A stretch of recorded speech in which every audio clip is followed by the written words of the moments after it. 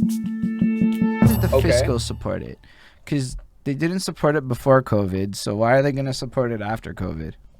Uh-huh. Uh-huh. Like, Uh-huh. why is it Yeah, all of a yeah, sudden people are going to be more willing to put up $10? Now it's going to be need to be 15 to compensate. $15 yeah, for for like a real. ticket. I don't know, man. Meanwhile, people will put up Yeah. $2 for a gated show any day of the week.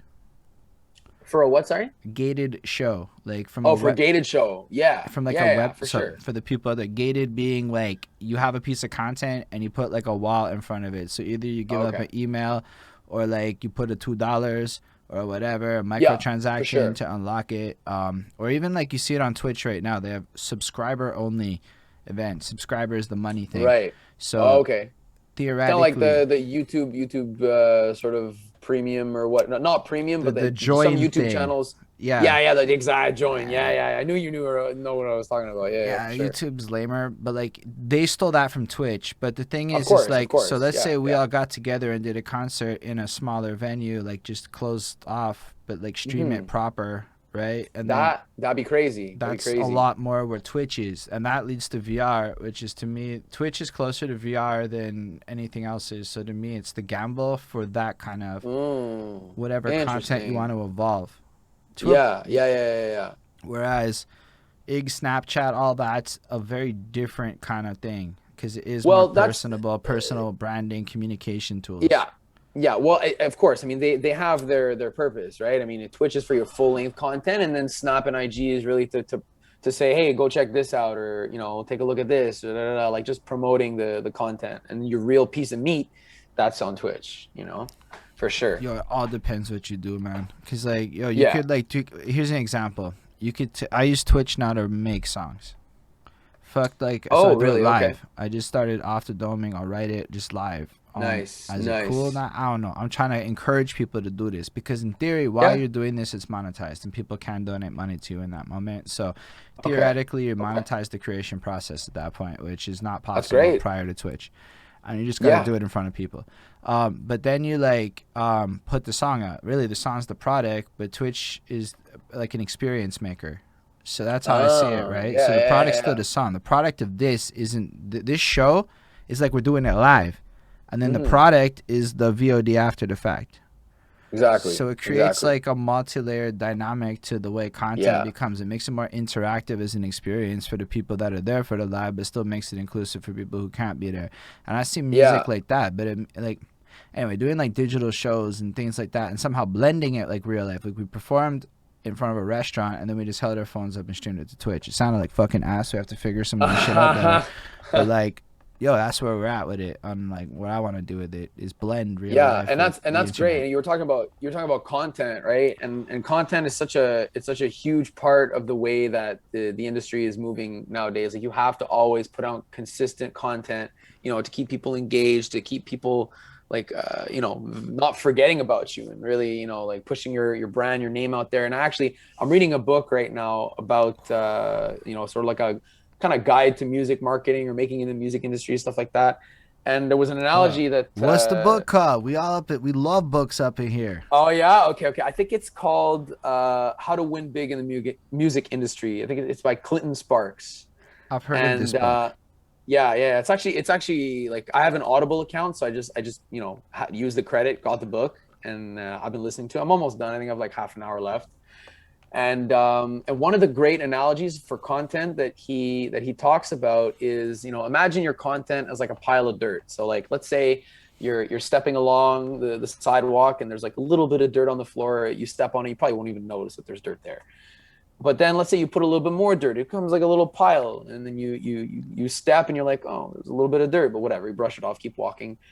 And then eventually your pile is big enough where like you have to stop and you say, holy fuck, there's a fucking pile of dirt here. And it's that's sort of the analogy with content is you keep bringing great content, you pilot, eventually people will notice. It's That's about that true. consistency in creating that sort of that mountain of content, that will get sort of distributed and filtered through the grapevine of the social network. You know what's really cool about what you said?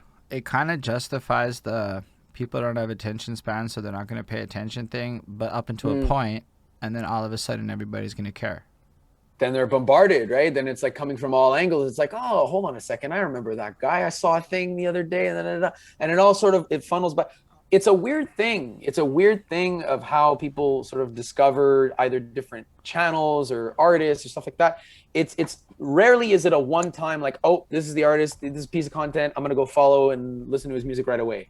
Oftentimes it's a repetitive thing. Like countless artists that I fuck with now, like I only started fucking with because I've heard, features with other artists or, pieces of content that I've seen and stuff like that. Like it's oftentimes it comes from multiple angles before the fan is like, oh, you know what? Let me go and listen, or let me go and check out the video or whatever it is.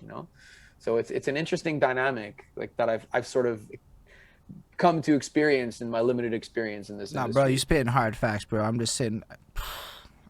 I loved what you just said. I gotta drop the gems. No, but for you, like, man, for firstly, you have a marketing background or a management little bit of marketing. background. You Yeah. said, Yeah, which yeah, is yeah. close enough. So you actually know what marketing is if you did business management. Like I took a marketing course. Yeah, absolutely. now, in my experience, when it comes to like the way modern marketing works, is what you just Yeah, described is just modern yeah. digital. Because like the old way was a funnel, and now it's a circle. If you look. It's a circle. Yeah, yeah, yeah. Exactly, exactly. That's the shit they show. They go, the old way was this way, and now it's this. And a person can come in Yeah. at any part of the cycle and da da da da da, Yes. and unified communications and right. Yes. That's what they spit, and Exactly. that's it's been that shit for a minute. But like, that's what they spit. But like, not a lot of people are aware of that. So they interpret a lot of Mm. the data and the signals like scarcity wins. And I'm like, yo, say word, that's not Uh, the move. It's not yeah. No. scarcity. No. It's abundance. If anything, it's just a lot of shit coming at you from all kinds of different angles, different pieces of content. Like as much as you can, really. Just be creative I with it. fucking swear you Like just justified everything I've done in the last year, in my opinion. I'm so happy. I'm so happy for you. Dude, For I that's fucking just amazing. I made a 30-track mixtape for the fuck of it in July. No way. Damn. Damn. Yeah, like Is it on anything no, or I submitted it yesterday, and it'll be okay out on Friday.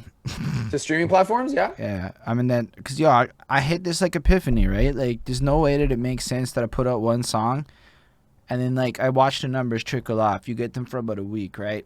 Yeah, Max. exactly. And then I realized that the more I put things out in life, I go live like all the time. I'm sure there are people who fucking hate me because I go live a lot. I'm not even lying. But they could just turn off notifications. That's on them if they still hate me.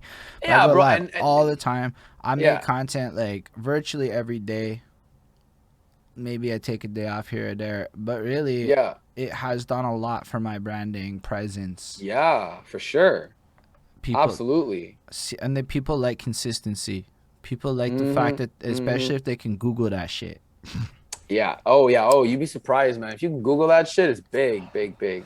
And the consistency thing is very, very key. Like, and also like the consistency leads to sort of a psychological thing that humans have is being able to come back and have that same experience and like, be able to vibe out to the interviews and watch them and get like little nuggets of knowledge or whatever it is that's unique about you. They can come back every week and they get that sort of that advantage that you bring. Like why would someone go see your show versus someone else? Well, because they like the experience. They like the way that you conduct the interview.